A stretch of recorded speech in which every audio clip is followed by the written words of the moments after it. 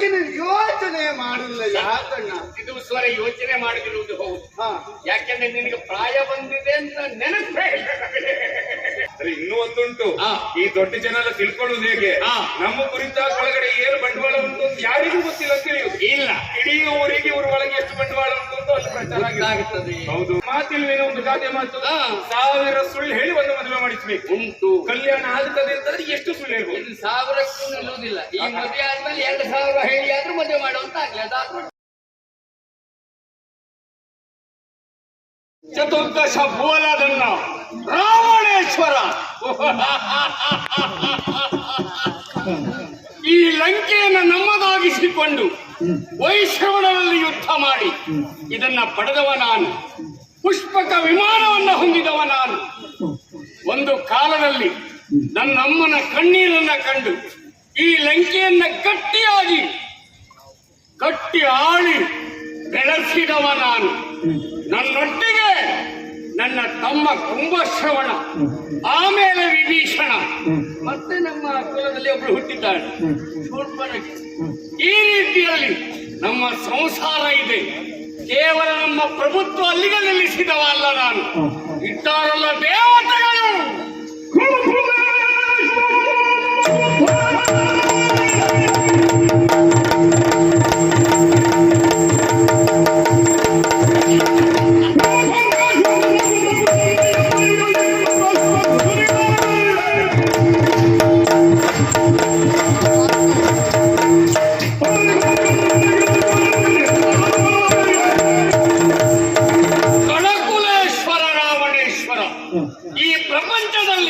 ನನ್ನ ಪ್ರಭುತ್ವ ಎನ್ನುವುದನ್ನ ಸ್ಥಾಪಿಸಿದವ ನಾನು. ಪ್ರಚಂಡ ಲಂಕೇಶ್ವರ ಎಂಬ ಪ್ರತೀತಿಯನ್ನ ಪಡೆದವ ನಾನು. ಬಲವೂ ಉಂಟು, ವರಬಲವೂ ಉಂಟು. ಹಾಗೆ ಆಳ್ವಿಕೆಯಲ್ಲಿ ನಿರ್ದಿಷ್ಟವಾದಂತ ಗುರಿಯೂ ಉಂಟು. ಕೇವಲ ಭೂಮಂಡಲದಲ್ಲಿ ಇದ್ದವರನ್ನ ಮಾತ್ರ ಅಲ್ಲ, ಗೆದ್ದದ್ದು ಯಾರನ್ನು? ಸುರಪ ಮುಖ್ಯರ.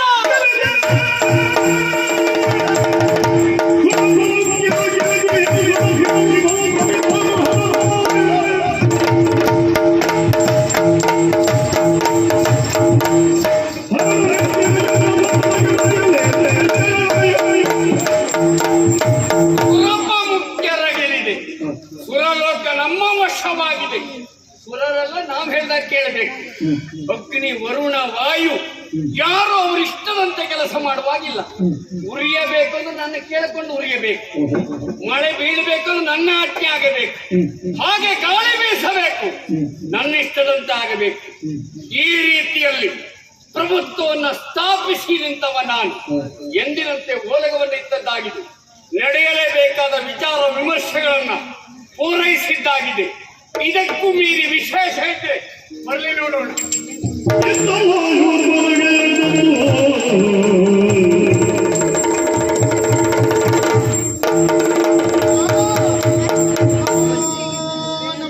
ಏಳು ತಂಗಿ, ಆಕಸ್ಮಿಕವಾಗಿ ಪ್ರವೇಶ ನಿಂದಾಯ್ತು. ಹೌದಲ್ಲ, ನೀನು ಬರ್ತೀಯ ಅಂತ ಖಂಡಿತ ಗೊತ್ತಿಲ್ಲ ನನಗೆ. ಹೌದಾ? ವಿಶೇಷ ಇದ್ರೆ ಬರ್ಲಿ ಅಂದೆ. ವಿಶೇಷ ತಗೊಂಡು ಬಂದ್ಯಾ? ಬಂದ್ಮೇಲೆ ಹುಡುಕ್ತೀಯ? ತಗೊಂಡೇ ಬಂದಿದ್ದೆ. ಏನು ವಿಶೇಷ? ಅಣ್ಣನೇ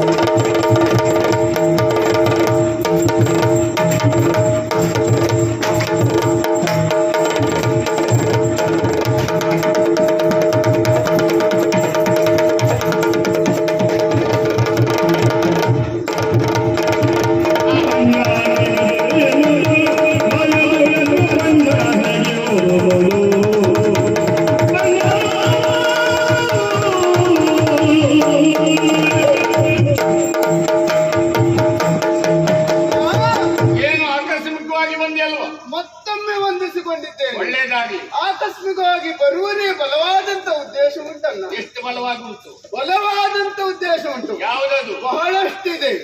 ಈಗಾಗಲೇ ನಮಗೆ ಸ್ವಾತಂತ್ರ್ಯತೆಯನ್ನ ನೀಡಿದವನು ನೀಡಿದ್ದಾನ. ನೀನು ಕೊಟ್ಟ ಮೇಲೆ ಪ್ರಪಂಚಕ್ಕೆ ಸಿಕ್ಕದ್ದು. ಮತ್ತೆ ನಾನೀಗ ಹೇಗಿದ್ದೇನೆ ಹೇಳಿ? ಪ್ರಾಯ ಪ್ರಬುದ್ಧವಾಗಿ ಬೆಳೆದವಳು ನಾನಿದ್ದೇನೆ. ನೀನು ಪ್ರಬುದ್ಧಾವಸ್ಥೆ ಬಂದಿದೆ. ಮತ್ತೆ ಈಗ ಪ್ರಬುದ್ಧ ಅವಸ್ಥೆ, ಪ್ರಾಯಾವಸ್ಥೆ ಬರುವುದು ಸಹಜ.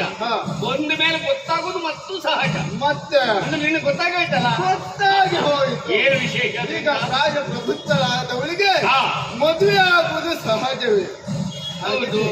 ಇತ್ತೀಚೆಗೆ ಯಾಕೋ ಏನನ್ನ ಯಾರನ್ನ ನೋಡಿದ್ರೆ ಸಾಕು. ಹೌದಪ್ಪ.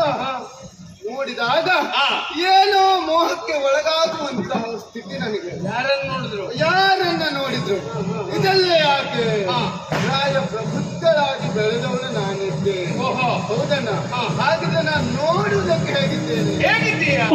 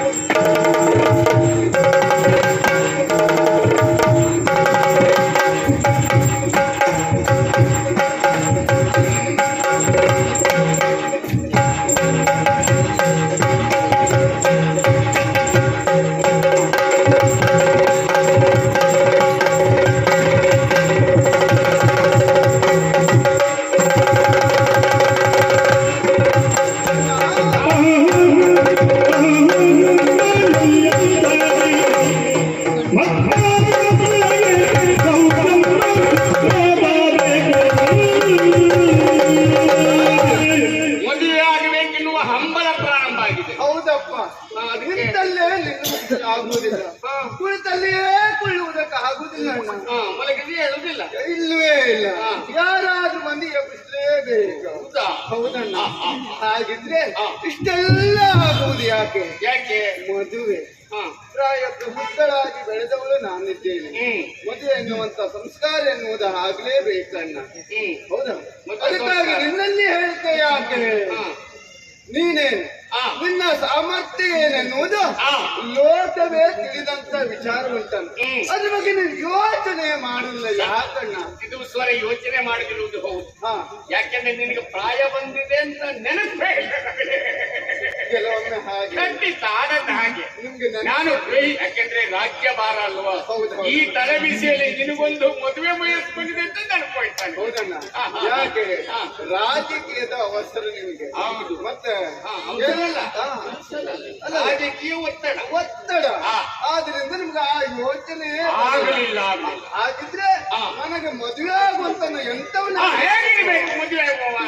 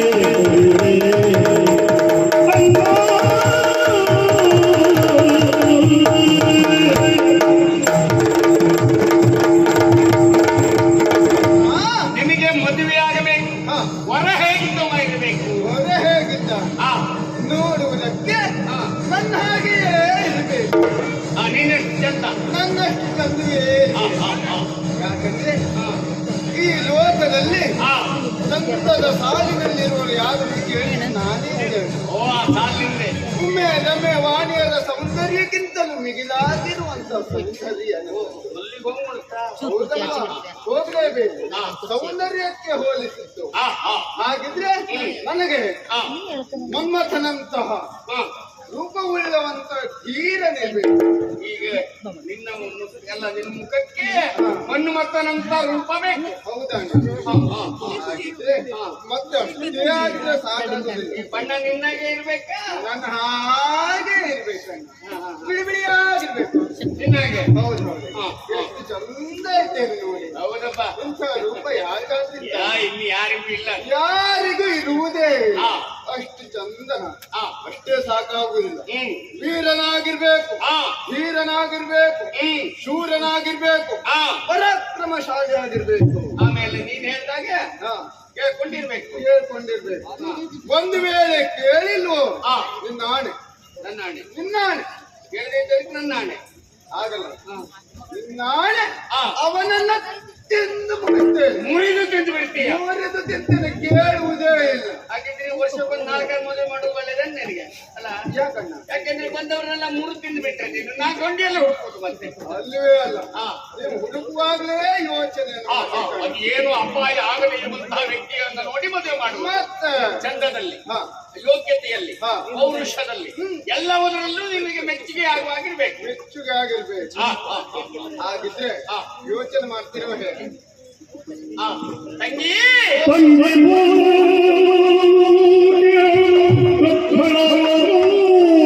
ತಂಗಿ ಬಿಡು ಚಿಂತೆಯ ಮನದೊಳು ಬಿಡು ಚಿಂತೆಯ ಮನದೊಳು ತಂಗಿ ತಕ್ಕಪತಿಯ ಜೊತೆಗಳಿವೆ ರಂಗಾರಂಗಳ ತೋರ್ಪ ತಕ್ಕಪತಿಯ ಜೊತೆಗಳಿವೆ ಖಂಡಿತ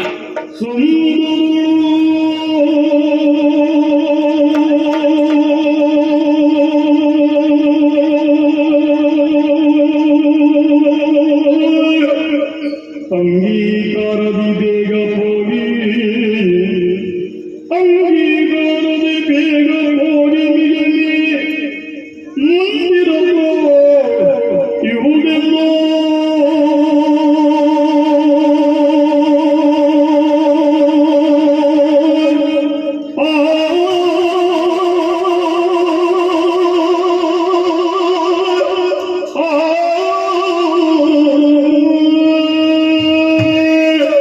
ತಂಗಿ ಓ ಅರ್ಥ ಆಯ್ತು ಹಾ.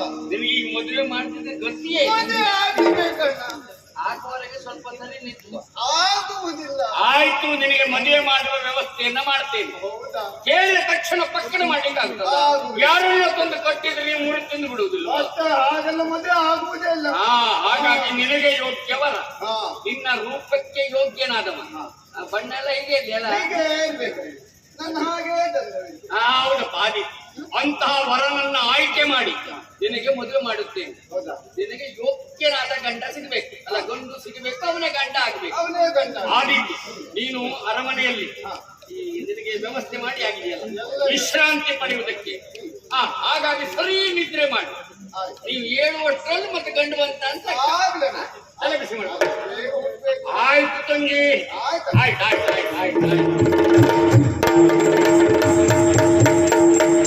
ಇವಳಿಗೊಂದು ಕರ್ಮ ತೀರ್ಲಿಕ್ಕೆ ಮದುವೆ ಅಲ್ವಾ ಎಂತ ಮಾಡಿ ಸಾಯುವುದು ಅಣ್ಣ ನೀ ಮದುವೆ ಮಾಡು ಅಂತ ಹೇಳಿದ ಮೇಲೂ ಸುಮ್ಮನೆ ಇದ್ರೆ ಮತ್ತೆ ಆಗುದಿಲ್ಲ ಇವಳ ಹಿಡ್ಕೊಳ್ಳಿಕ್ಕೆ ಆಗುದಿಲ್ಲ ವ್ಯವಸ್ಥೆ ಮಾಡಲೇಬೇಕು ಏನು ಮಾಡುವುದು ತಕ್ಕ ವನಿತೆ ಇವಳಾದರೂ ಯೋಗ್ಯ ಹುಡುಗ ಸಿಕ್ಕಬೇಕಾ ಬೇಡವಾ ಯಾರಿದ್ದಾರೆ ನಮಗೆ ಬಹಳ ಪರಿಚಯದವರಾದ ಕಷ್ಟ ಹೌದು, ನಮಗೆ ಸಂಪರ್ಕ ಮಾಡದೆ ನಮ್ಮಲ್ಲಿ ಇನ್ನೂ ಬರದೆ ಇವಳು ರೂಪ ಅಂತ ಹೇಳುದು ಕಷ್ಟ ರೂಪ ಹೇಳುದು ಕಷ್ಟವೇ ಯಾಕೆಂದ್ರೆ ರೂಪಕ್ಕೆ ಬೆಲೆ ಇಲ್ಲದೆ ಹೋಗ್ತದೆ ಇವಳನ್ನ ನೋಡಿರದ ವ್ಯಕ್ತಿಯನ್ನ ಆರಿಸಿ ಮದುವೆ ಮಾಡಬೇಕು ಅಂತಾದ್ರೆ ಅಂತವರನ್ನ ಹುಡುಕುವ ಚಾಣಾಕ್ಷ ಮುತಿತ್ವ ಇರುವವ್ರು ಬೇಕಲ್ವಾ ನಮಗೆ ಜನ ಇಲ್ವಾ ನಮ್ಮ ಮಾವ ಇರುವ ಮಾಲೀಕ ಯಾರಲ್ಲಿ ಮಾವನಿಗೆ ಬರ್ಲಿಕ್ಕೆ ಹೇಳಿ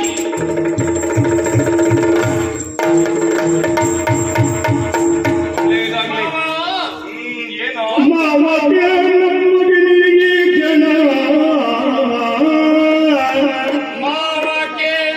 ಮತ್ತೊಗನಿಗೆ ಜನ ನೀವರನ ತರಬೇಕು ಭಗಿನಿ ಈ ಕ್ಷಣ ನೀ ವರನ ತರಬೇಕು ನಿನಗ ಭಾವವನ್ನು ನಾನೊರವೆ ನಿನಗ ಭಾವವನ್ನು ನಾನೊರವೆ ವಿದ್ಯುತ್ ಎಂಬ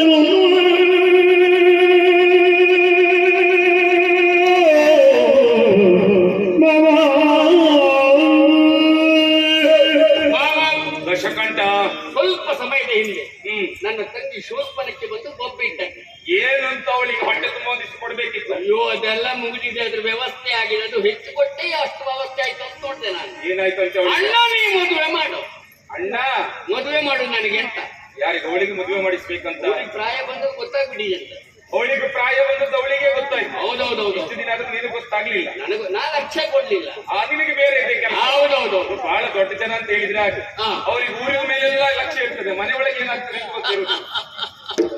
ಪರಿಸ್ಥಿತಿ ಹಾಗೆ ಹಾಗಾಗಿ ಅವಳಿಗೆ ಮದುವೆ ಮಾಡುವುದು ಅನಿವಾರ್ಯ. ಮಾಡ್ಬೇಕಲ್ಲ.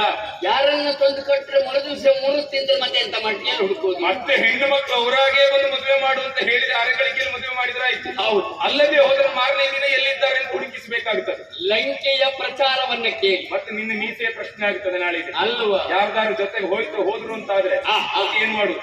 ಕುಲದ ಪ್ರಶ್ನೆ ಅಲ್ವಾ. ಹೌದೌದು. ಇನ್ನು ಯೋಚನೆ ಮಾಡುದು ಏನನ್ನ, ನಮಗೆ ಸದಾ ಸಂಪರ್ಕದಲ್ಲಿದ್ದವರ ಸಂಬಂಧ ಆಗುದಿಲ್ಲ.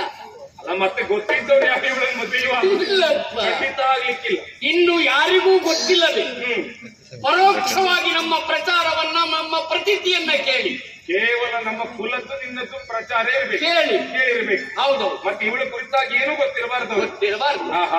ಅಂತವರನ್ನ ಆಯ್ಕೆ ಮಾಡಿ ಮದುವೆ ಮಾಡಬೇಕು. ಅಂತವ್ರನ್ನ ಆಯ್ಕೆ ಮಾಡಿ ಮದುವೆ ಮಾಡುವ. ಆದ್ರೆ ಮಾಡಿಸ್ಬೇಕು ಅಂತ ಆದ್ರೆ ಇದ್ದಾರೆ. ಯಾಕೆ ಕೇಳು, ನಿನ್ನ ಪ್ರಚಾರ ಅಂತ ಹೇಳಿದ್ರೆ ಮೇಲಿನ ಲೋಕದಲ್ಲಿ ಉಂಟು, ಭೂಲೋಕದಲ್ಲಿ ಉಂಟು, ಎಲ್ಲ ಕಡೆ ಉಂಟು. ಮತ್ತೆ ಯಾರು ಬಂದಾರ ಹಾಗಂತ ಎಲ್ಲರ ಸಂಪರ್ಕವೂ ಇಲ್ವಲ್ಲ. ಎಲ್ಲರಿಗೂ ಪ್ರಚಾರ ಬೇರೆ, ಸಂಪರ್ಕ ಬೇರೆ. ನಿಜ ಬಣ್ಣ ಗೊತ್ತಾಗುದು ಯಾವಾಗ? ಪ್ರಶ್ನೆ ಬೇರೆ. ನಿಜ ಬಣ್ಣ ಗೊತ್ತಾಗುದು ಯಾವಾಗ? ಪತ್ರ ಬಂದಾಗ. ಹಾಗಾಗಿ ಈಗ ಅದ್ಯಾವುದೂ ಗೊತ್ತಿಲ್ಲದೆ ನಮ್ಮ ಪ್ರತೀತಿಯನ್ನ ಕೇಳಿದ ವ್ಯಕ್ತಿಗಳಿದ್ದಾರೆ. ಇನ್ನೂ ಒಂದುಂಟು, ಈ ದೊಡ್ಡ ಜನ ಎಲ್ಲ ತಿಳ್ಕೊಳ್ಳುವುದು ಹೇಗೆ, ನಮ್ಮ ಕುರಿತ ಒಳಗಡೆ ಏನು ಬಂಡವಾಳ ಉಂಟು ಅಂತ ಯಾರಿಗೂ ಗೊತ್ತಿಲ್ಲ ಅಂತ ತಿಳಿಯುದು ಇಲ್ಲ. ಇಡೀ ಊರಿಗೆ ಇವ್ರ ಒಳಗೆ ಎಷ್ಟು ಬಂಡವಾಳ ಉಂಟು ಅಂತ ಅಲ್ಲಿ ಪ್ರಚಾರ ಆಗುತ್ತದೆ. ಹೌದು. ಆದ್ರದ್ದು ಹಾಗಲ್ಲ, ನಮ್ಮ ಬಂಡವಾಳ ಏನಂತ ಗೊತ್ತಿಲ್ಲದೆ ಇರುವಂತವರಾಗಬೇಕು. ಪ್ರತೀತಿ ಗೊತ್ತು ಅಷ್ಟೇ. ಅದು ಗೊತ್ತಿದ್ದರು ಮೇಲಿನ ಬಣ್ಣ ಗೊತ್ತಿರ್ಬೇಕು, ಒಳಗಡೆ ಇರ್ಬೇಕಾದ್ರೆ ಬಣ್ಣ. ನಮ್ಮ ಸಂಸಾರದಲ್ಲಿ ಏನು ಅಂತ ಗೊತ್ತಿಲ್ಲ, ಅದರಲ್ಲಿ ನಮ್ಮ ತಂಗಿಯ ವಿಷಯದಲ್ಲಿ ಕುರಿತಾಗಿ ಏನು ಗೊತ್ತಿರಬಾರ್ದು. ಹಾಗಿದ್ರೆ ಆ ವ್ಯಕ್ತಿ ಯಾರು? ಪಾತಾಳದಲ್ಲಿ ಒಬ್ಬ ಇದ್ದಾನೆ ಕೆಳಗಡೆ. ವಿದ್ಯುತ್ ಜೀವ. ಹೌದು. ಅವರ ಕುರಿತು ಸ್ವಲ್ಪ ಕೇಳಿದ್ದೇನೆ. ಅವ ಆದಿತ್ತೊಂದು ಯೋಚನೆ ಮಾಡಿ. ಹೌದೌದು. ಅವನನ್ನೇ ಆರಿಸಬೇಕು. ಯಾಕೆ? ಕಾರಣ ಇದೆ. ಅವ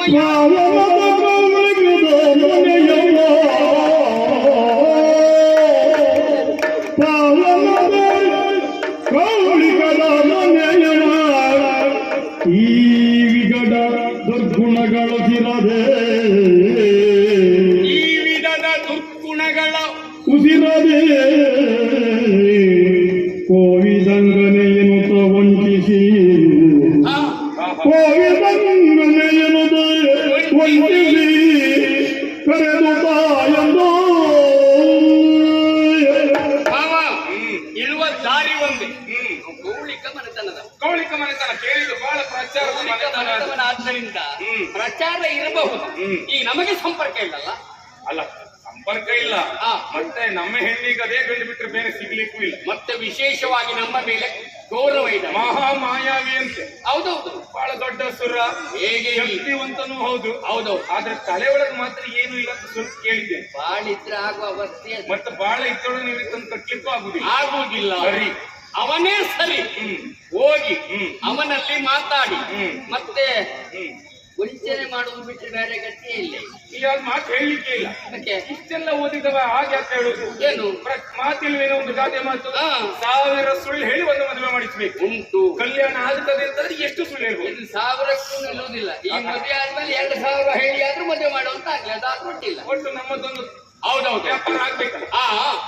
ಅವನಲ್ಲಿ ಸತ್ಯ ಸಂಗತಿ ಇರುವುದನ್ನ ಹೇಳದೆ ಸರಿಯಾಗಿ ಹೇಳಿ ಬಹಳ ಚಂದ ಅಂತ ಹೇಳಿ ಬಣ್ಣದ ವಿಷಯದಲ್ಲೂ ಮಾತಾಡಿ. ಇವತ್ತು ಬಣ್ಣ ಬಳಿಯುವುದೇ, ಬಣ್ಣ ಬಳಿಯುತ್ತಿದ್ರೆ ಹೋಗ್ಲಿಕ್ಕೆ. ಹೌದೌದು. ಆ ರೀತಿಯಲ್ಲಿ ಮಾತಾಡಿ ಒಪ್ಪಿಸಿ ಕರೆದುಕೊಂಡು ಬಾ. ಸರಿ, ನೀನ್ ಯೋಚನೆ ಮಾಡೋದು ಬೇಡ ಆಯ್ತಲ್ವಾ? ಕರೆದುಕೊಂಡು ಬಾ ಅಂತ ಹೇಳಿದ್ಯಲ್ಲ, ಇನ್ನು ನಾನು ಮಾಡ್ಬೇಕು. ಯಾಕೆ? ಹೌದು, ಮಾವನ ಸ್ಥಾನ ಅಲ್ವಾ? ಒಂದು ವೇಳೆ ಮದುವೆ ಮಾಡಿಸದೆ ಹೋದದ್ದು ಅಂತ ಹೇಳಿ ಆದ್ರೆ ನಾಳೆ ನನ್ನ ಕುರಿತಾಗಿ 2 ಮಾತಾಡ್ತಾರೆ. ಹೌದೌದು. ನೀನ್ ಯೋಚನೆ ಮಾಡೋದು ಬೇಡ. ಇನ್ನು ಒಂದು ಕೆಲಸ ಮಾಡು, ನಾನು ಹೋಗಿ ಬರೋದ್ರ ಒಳಗೆ ಎಲ್ಲ ಮದುವೆ ವ್ಯವಸ್ಥೆ ಮಾಡಿರ್ಬೇಕು. ಗೊತ್ತಾಗ್ತದಪ್ಪ. ಬಂದ ಮರುಗಳಿಕೆ ಮದುವೆ ಆಗ್ಬೇಕು. ಅಷ್ಟು ಮಾಡ್ಬೇಕು. ಇಬ್ಬಣ ಸಹಿತ ಬನ್ನಿ, ಕರ್ಕೊಂಡು ಬಂದಾಯ್ತು ಅಂತ ತಿಳ್ಕೊ. ಹೌದೌದು. ನೀನ್ ಯೋಚನೆ ಮಾಡೋದು ಬೇಡ. ಆಯ್ತಾ? ನಿಶ್ಚಿಂತೆಯಿಂದಲಿರು. ನಾನು ಮಾತಾಡಕ್ಕೆ ಹೋಗಿ ಬರ್ತೇನೆ. ಆಯ್ತಾ? ಒಳ್ಳೆದಾಗ್ತದೆ. ಹೊರಡ್ತೀನಿ, ಈಗಲೇ ಹೊರಡ್ತೇನೆ.